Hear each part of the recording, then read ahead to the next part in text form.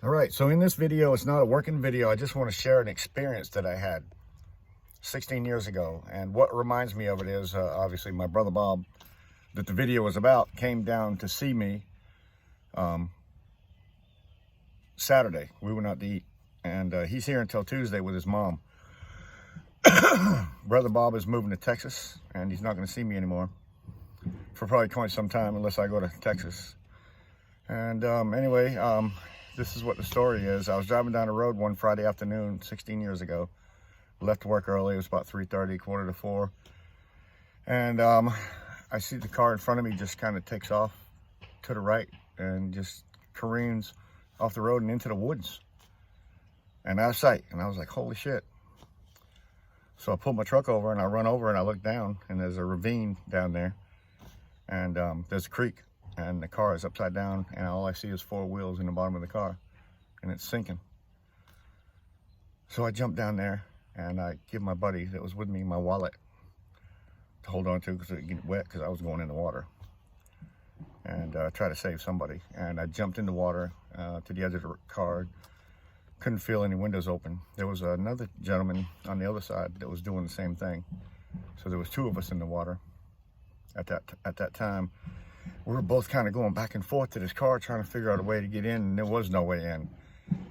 So I was on the shore side, basically where the car was the shallowest, and it was sinking down, and I seen an arm float up in the back window, and I was kind of freaked me out, and I just started screaming at people to help me turn the freaking car over.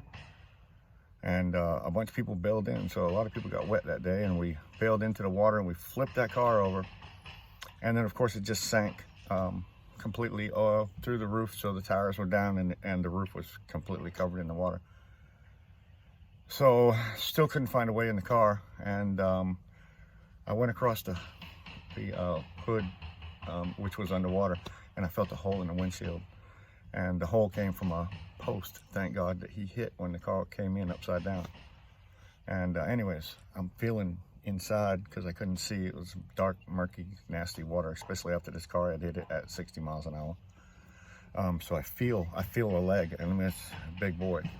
And I grab this leg and I pull it towards the windshield, and I got his legs out, and I had to actually, his body was floating inside. He was unconscious, obviously. And I had to push him down to get him underneath the mirror and pull him out, and I pulled him over to the shore, and there was about 25, maybe 30 people there. I mean, there was a lot of people. And I started giving him mouth-to-mouth and chest compressions. Another girl was giving him chest compressions right there on the beach. Well, we had to go up a ravine. It was quite a thing to go through, and I just started hollering at people to grab anything they could grab a hold of, and let's get him up to the side of the road at least. So we got him up to the side of the road, and the guy's about 6'2". He weighed about 250 pounds. He had hair down to his shoulders, and he's unconscious, and he's turning purple. So nobody really knew mouth to mouth, and I had done it in a previous school.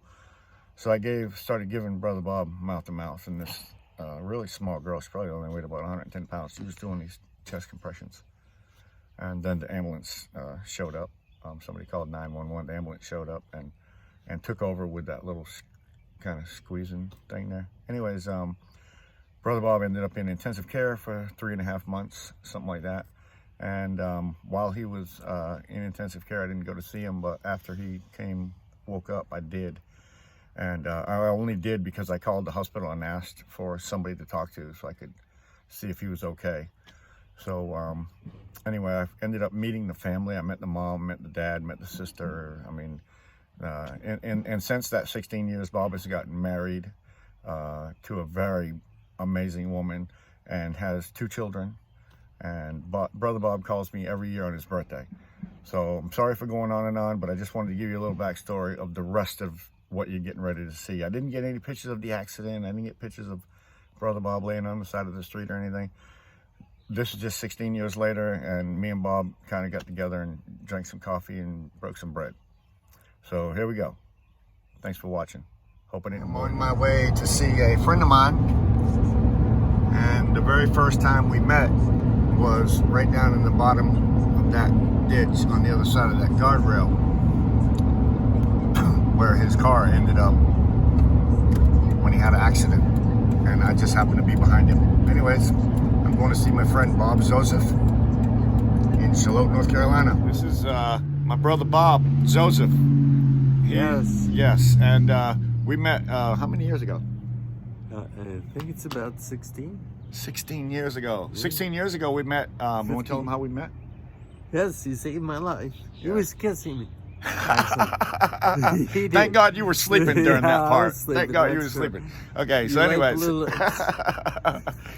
anyways, yeah, Bob and I met about 16 years ago. He had I left early from work on a Friday afternoon, and his car went off the road in front of me, and I kind of pulled over and went down there and found his car upside down with the wheels sticking up and sinking. And thank goodness I found a way in the car, and we got Bob out. And he spent some time in the hospital. How long was you in the hospital for that? 3 months. 3 months in the hospital, intensive care, yeah. So, but he made it, and now we're like best friends. I call him Brother Bob, and we just came down here to Charlotte to meet, to have coffee, and actually I had a little bit of breakfast with him. I ate bacon and eggs, by the way, and I haven't done that in a long time. Everybody knows what I've been dealing with, but I wanted everybody to meet my brother Bob, and here he is. Hey, and this I love guy, you, man. And I love you. Love you, man. This guy is amazing. He's my hero. Thank you, Bob. He's my hero. Thank you.